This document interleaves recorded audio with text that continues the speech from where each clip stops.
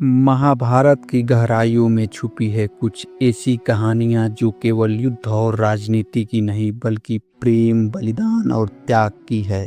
आज हम बात करेंगे उस राजा की जिसके एक निर्णय ने इतिहास बदल दिया और उस पुत्र की जिसने पिता के प्रेम के लिए अपना सब कुछ त्याग दिया। यह कहानी है राजा शांतनु और भीष्म पितामह की।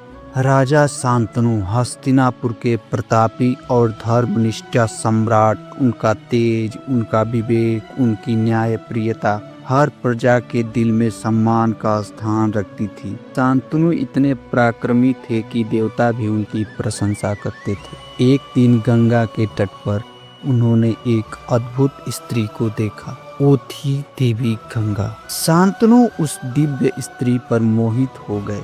उन्होंने विवाह का प्रस्ताव रखा। गंगा ने शर्त रखी, तुम मुझसे कभी कोई प्रश्न नहीं करोगे।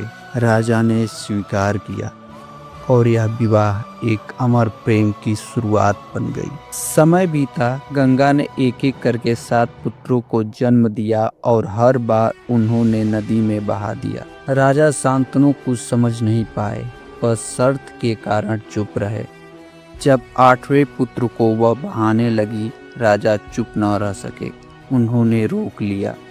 गंगा मुस्कुराई, अब तुमने मेरी शर्त तोड़ दी, अब मैं चली जाऊंगी, लेकिन तुम्हारा यह पुत्र देवव्रत तुम्हारे साथ रहेगा। और यहीं से आरंभ होती है भीष्म की कथा। देवव्रत एक तेजस्वी, बलशाली और बुद्धिमान राजकुमार बना। गुरु परशुराम से शस्त्र विद्या सीखी। राज्य की राजनीति, धर्म नीति सबका ज्ञाता था। राजा शांतनु अब वृद्ध हो चले थे।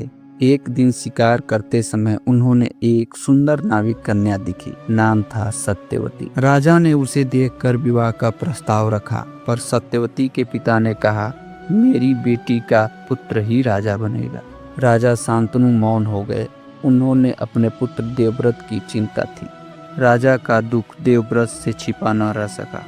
उन्होंने सत्यवती के पिता से वचन दिया, मैं राजा नहीं बनूंगा। लेकिन इतना काफी नहीं था। पिता की प्रशंसा के लिए उन्होंने लिया इतिहास का सबसे भीषण संकल्प, मैं अजन्मा ब्रह्मचारी रहूंगा। धरती कांप गई, देवता प्रकट हो गए। स्वर्ग से आवाज आई, भीष्म भीष्म भीष्म, तुम्हें इच्छा मृत्यु का वरदान देता है।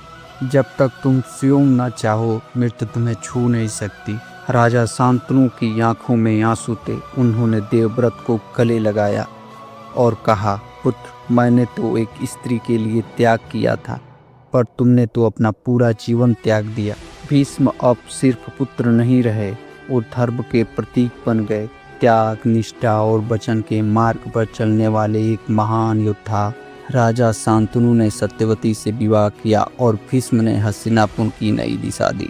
तो दोस्तों, राजा शांतनु में इच्छा मृत्यु की शक्ति नहीं थी, बल्कि ये शक्ति भीष्म पितामह को मिली थी उनके बलिदान और व्रत के कारण।